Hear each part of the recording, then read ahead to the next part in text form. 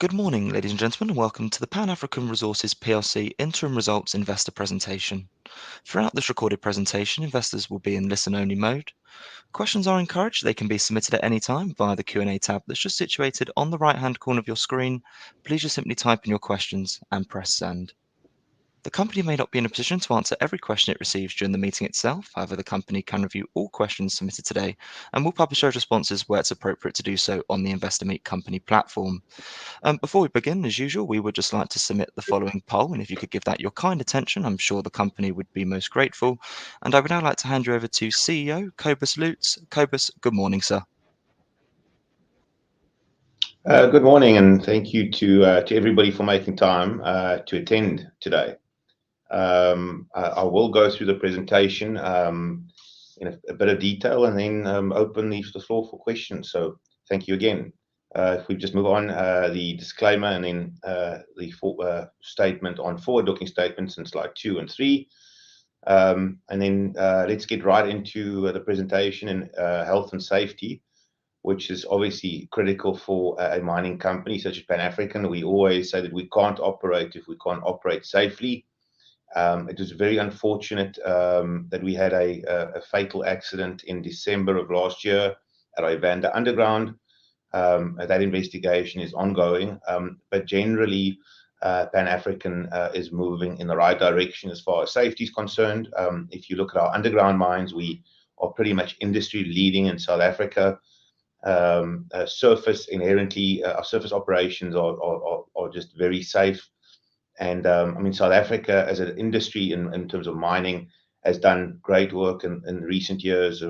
Last year was actually the best safety performance in the industry's history in terms of fatalities, etc. So definitely moving in the right direction. And I think one point that deserves special mention on the slide is our project, the MTR construction, which we finished at the end of last year.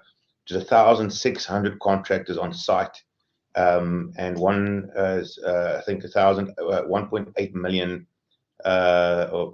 shifts that were worked, and only one lost time injury, and that really is how one wants to build a project. So very proud of that achievement. In terms of the group overview, on slide number 8, we have a unique portfolio of underground assets in South Africa, and then surface remining or tailings retreatment, as we call it. And then obviously also the recent expansion into Australia that we will discuss in detail on some of the other slides. So slide number 9, the H1 gold production, it was down slightly from the previous 6 months. But encouragingly, we are expecting a much improved performance in H2, and that's really on the back of a full 6 months of production from our MTR operation, recently commissioned, and then a better performance from Evander underground, and then also some production ounces from the Australian asset, which will come in May and June.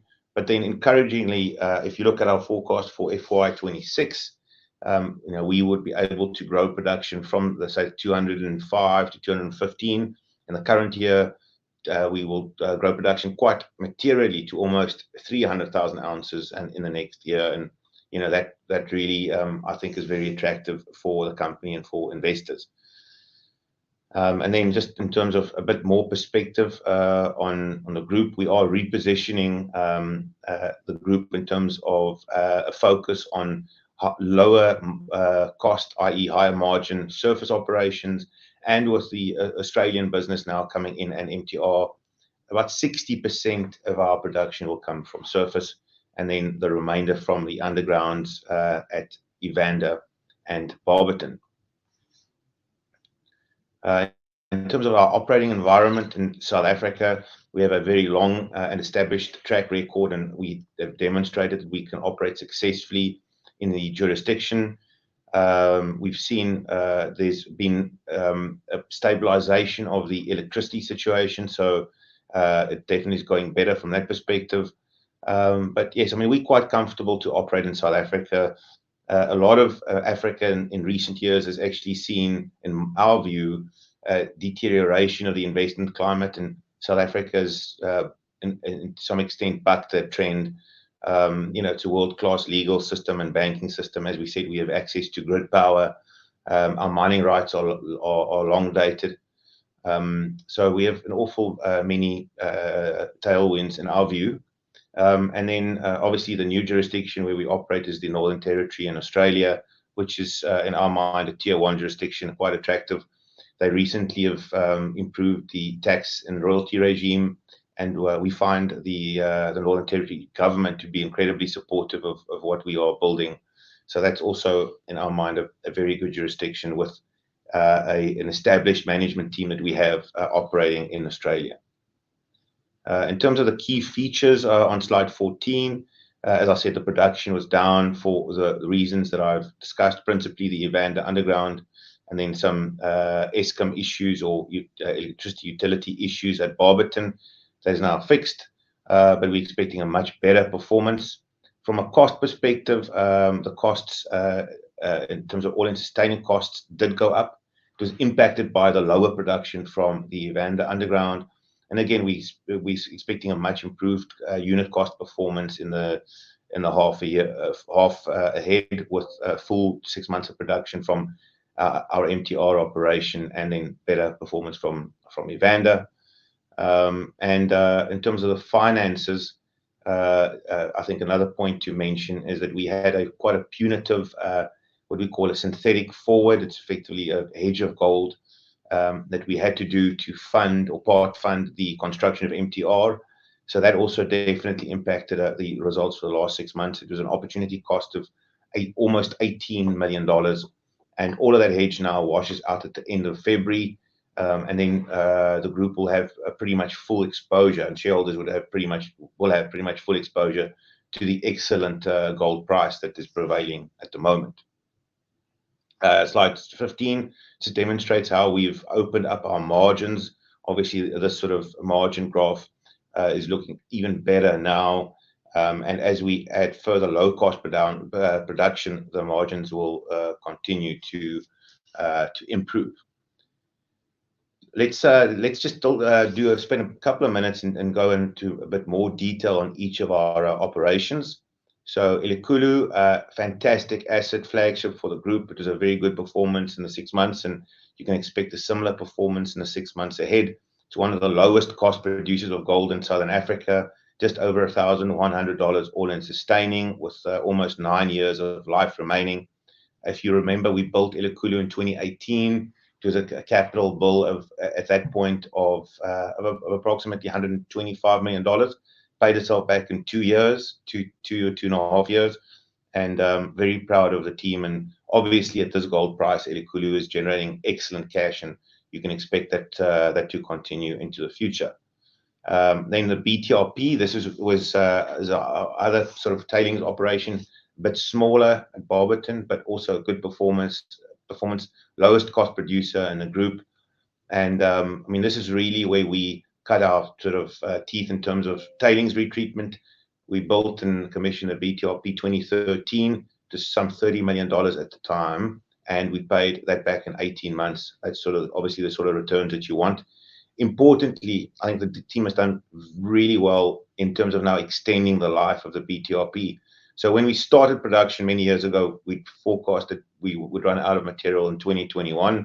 We actually now obviously have been producing consistently, and the amount of gold that this plant has produced has been incredible.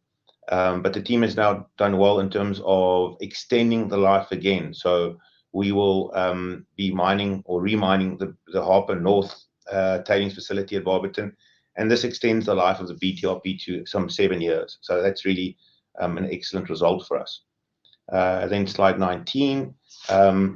Incredibly proud of what our team has achieved at MTR. You might recall that we bought all of these tailings off a liquidator, and we paid 2 million ounces, and we paid circa $2 an ounce. And effectively, this was reserves on surface when we were done with the drilling. So that's really how you make money, as you do transactions and acquire very attractive feedstock for the price that we paid. So MTR commissioned ahead of schedule, about $8 million below budget.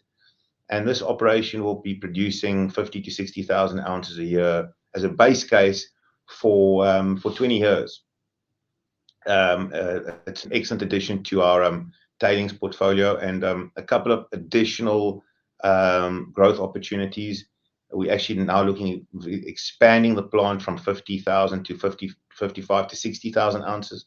So a 10 to 20% expansion, and we can get that done in 12 months by adding some tanks and some arc and reactors in the front end. And then also longer term, we are looking at the next slide, Soweto, potentially looking at a standalone plant. So feasibility is being conducted at this point, and it'll be complete by September. But quite attractive. And then if I just move back, there's potential, we think, to extend the life even further by acquiring some additional feedstocks or tailings facilities in the area. I mean, we really, are the only sort of operator that has deposition capacity and then also has a plant to the size. So what an excellent achievement for us in terms of MTR, and very proud of what the team has achieved there. And it demonstrates that you can build and operate successfully in South Africa. I mean, this whole plant was built in 14 months. So an excellent achievement. And again, to just recap, 50,000 ounces, all-in sustaining costs going forward would be in the order of $1,000 an ounce. And clearly, I mean, those are excellent margins. And then just to add to the ESG benefits on slide 21, we're rehabilitating this area as we go, improving the water quality, eradicating illegal mining that has been so prevalent in this area. So it really is a win-win for all of the stakeholders. We have great relationships with NGOs and others in this area, and they definitely acknowledge the positive impact that Pan-African and NTR has had in all of this area. On slide 22, our vision is building a world-class surface tailings retreatment business, and I think we've been quite successful in terms of establishing ourselves in the space, and definitely some more growth to come in the years ahead. TCMG in Australia, again, this is quite exciting for us. It's a tier 1 jurisdiction. We spent about a year looking at this asset before we ultimately push the button. The plant's 90% built, and we're building a stockpile, a feed stockpile next to the plant. That's why we're quite comfortable in guiding production from TCMG in the near term, 7 to 10,000 ounces by June. And then you can expect 48 to 60,000 ounces in the year ahead. We're optimizing the mine plan. But I mean, just to recap, it's not often that you can acquire for, when we concluded this transaction in December, we paid just over 5% of our market cap for this asset. It'll be producing within 6 months. And again, I mean, the debt that's being incurred for this plant is in the order of $35 million US. At the current gold price, that debt is repaid in anywhere between 6 to 12 months. So those are the sort of returns that we find attractive. We are the biggest show in town in terms of this gold field now. We're the only producer that will have a plant. The plant will be building as a 70,000 ton per month facility. It's 3 times the size of anything that's ever operated in this field. So it's quite similar in a way to what we're doing on the tailings side, is achieving economies of scale, and in doing so, just opening up feedstock that is potentially not viable for smaller producers. So the life of mine that we have in terms of Australia is in the order of currently of 8 years. I mean, that's only the start. We're optimizing this production schedule at the moment, and you can expect some changes by September. The base case for us is 50 to 60,000 ounces a year. We'll try and stay on surface for as long as we can in Australia. And I mean, we have reserves to do so, certainly for 3 years or 4 years at this point. There will be some additional exploration and drilling also in the year ahead. So we're very excited about Australia and what this means for South Africa, and then for Pan-African, adding to our South African asset base. And then there are larger assets also as part of this portfolio in Australia. Warrego, we've just commenced feasibility study. It's a copper gold play. So you can expect some news as far as Warrego is also concerned. in the months ahead. Our underground operations and the Evander underground, admittedly, I've said as much before, but it's probably been the most difficult large capital project that we have undertaken as far as Pan African is concerned. This project was delayed, admittedly, but the shaft is now commissioned, and we're ramping up. So we're seeing the benefit come through. So yes, we expect a much better performance from the Evander underground in the second half. The guidance is some 20,000 ounces, and then in FY26 you can expect a much improved performance. I'd say, the guidance is about 48 to 55,000 ounces for the Evander underground. That also means the cost profile goes down. Pretty much all your costs here are fixed, and hence if you produce more ounces, then obviously the unit costs go down. Yes, it's not been the easiest asset for us. A couple of lessons what we've learned, I have to say, but yeah, I mean, expect a much improved performance going forward. Then Fairview at Barberton, it was very nicely on track, and then we were tripped up with our electricity utility, Eskom, and both the primary transformer and the backup transformers failing, and this really cost us dearly, but expect a better performance from Fairview in the 6 months ahead. This is really, if you remember, a flagship asset for the group. This is where really everything started for Pan African, was at the Barberton mine. As far as Consort is concerned, and Sheba, I mean, these are the higher cost mines at Barberton, but we've seen a turnaround at Consort. We have a new mining contractor, and they slowly have been ramping up. In December, January, the mine is generating profits again, so that's encouraging, and it's looking quite strong at this moment. So we think we can continue to improve, and going forward, Consort should be able to produce 9 to 10,000 ounces a year, and on that basis generate decent returns for us. The Sheba mine, initially continuous operations worked well, but it's not as productive as it has to be, so we've announced a restructuring. We're consulting with our unions at this point, and yes, so certainly when we've committed to actually finalizing and completing this restructure by the end of June. So yes, I mean, you can expect Sheba's unit costs to come down, and for an improved performance from that operation going forward. Group all-in sustaining cost, yes, the costs did increase as a result of lower production, but you can expect costs to come down on a unit basis going forward. And I think we're fairly competitive still. Obviously, the global industry, because of increased margins and everything else, has seen cost pressures. So the global average is sitting at about $1,500. The bulk of our portfolio, if we sort of step back, Elikhulu would produce at about just over $1,100, MTR circa $1,000. Australia, we expect, say, circa $1,300 all in sustaining, and then a much better performance from the underground mines. So yes, I think we can be quite competitive from a cost perspective going forward.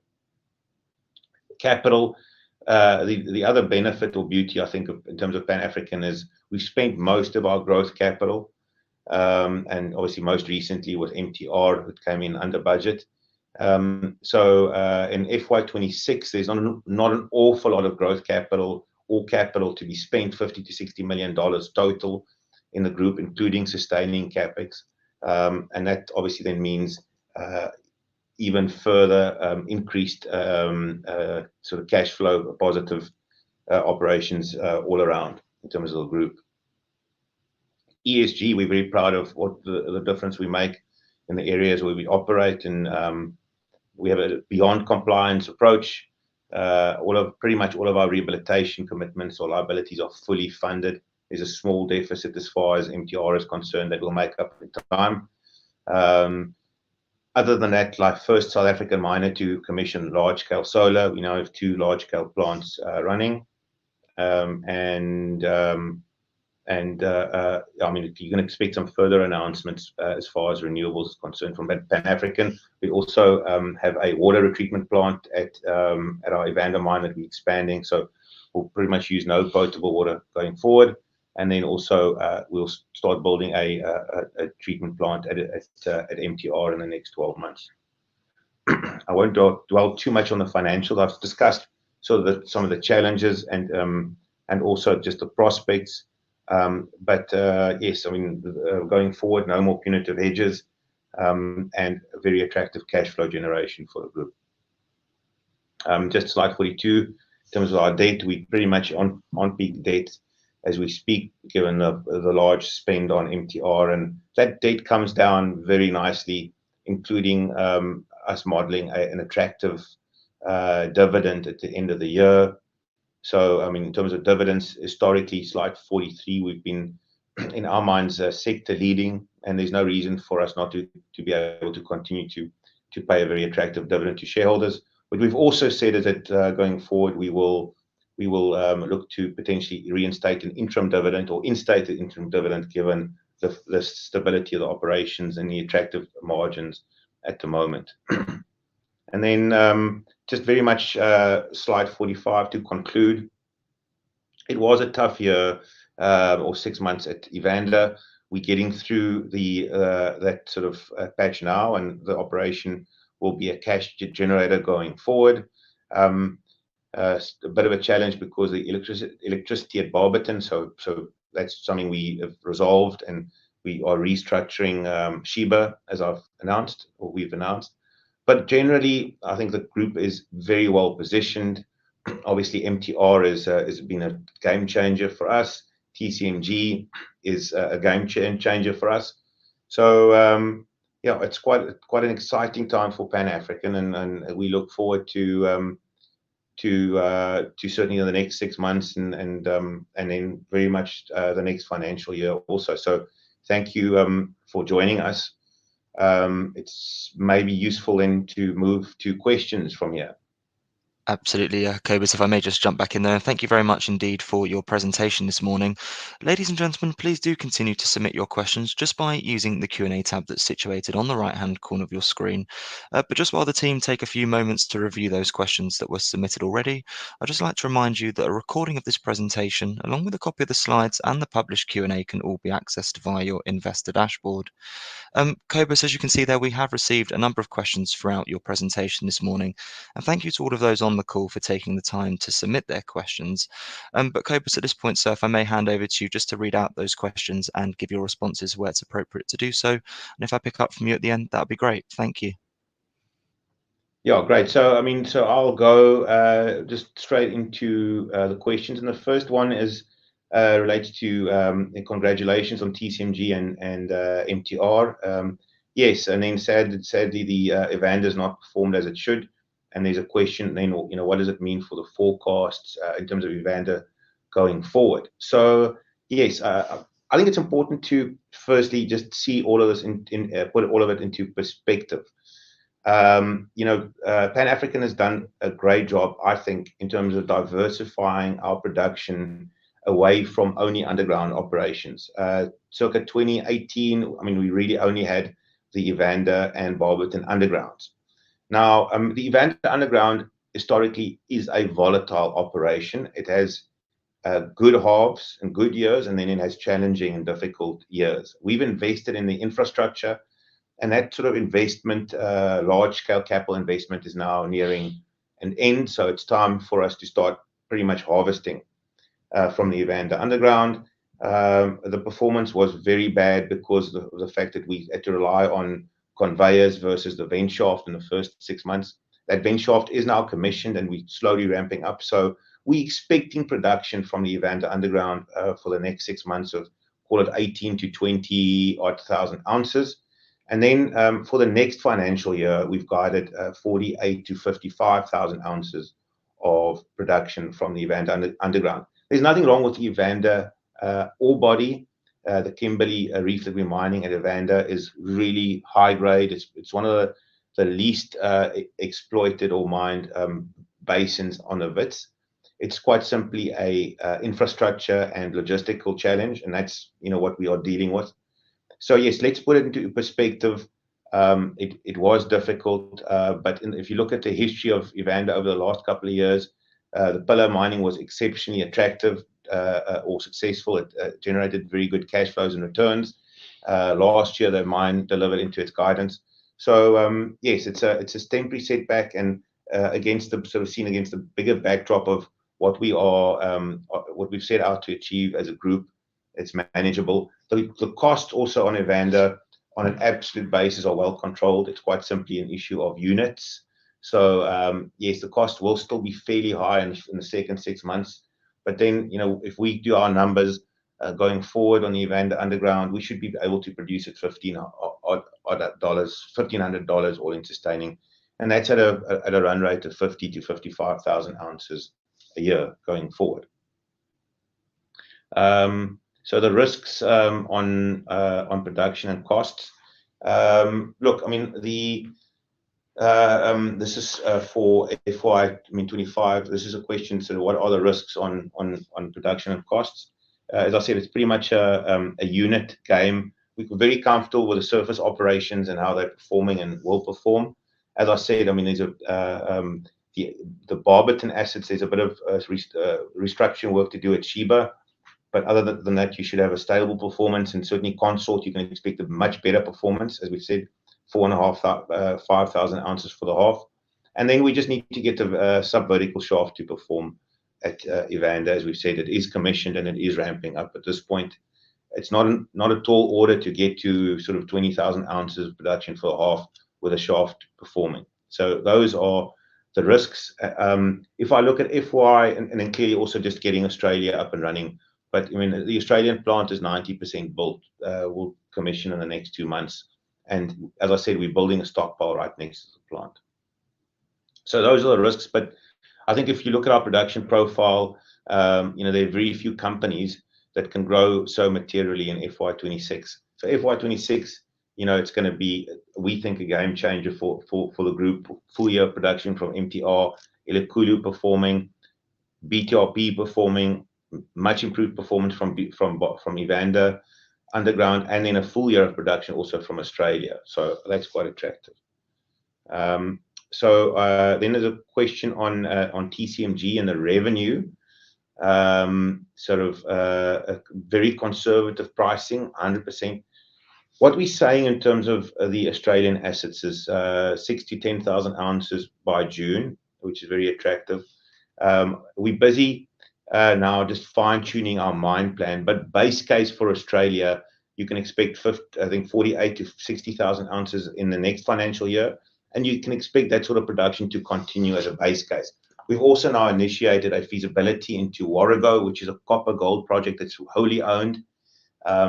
The debt that is being incurred to fund the project construction in Australia is all on the Australian balance sheet.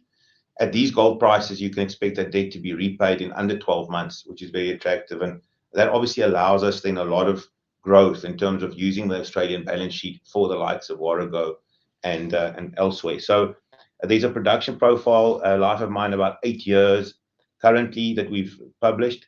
But the question then on the timing, and so the question on the feasibility for Warrego, that's probably sort of be done before the end of this year, so before December. And then we are fine-tuning our production profile for all of these sort of assets in Australia. But as I said, base case 50 to 60,000 ounces going forward. Then there's a question on the hedge that's been very costly. I agree, but in retrospect, still it was better than issuing equity at the time to fund MTR. I can assure you, there's no way we're entering into a transaction like this again. Caps and collars. If we do any hedging, yes, and you can actually lock in a very attractive sort of margin in terms of caps and collars at the moment. But just a message to our shareholders and investors is that sort of come the end of this month, obviously that costly hedge is done, and we are pretty much then fully exposed to the gold price. Yes, and there's always a question in terms of hedging. Do we hedge? If you sort of get hedging wrong, it's management fault, and if it goes well, then investors are astute. But I mean, we would probably look at some level of caps and collars, but there's nothing at the moment that's been put in place. And then there's a question from John again on production gold price, clear potential for increased dividends. We certainly would hope so. Given the current share price and impact of South African withholding tax, will a consideration be given to share buybacks? There are some of the investors that are pushing for share buybacks. I mean, we are peak debt because of the growth that we have undertaken. Let's just de-gear.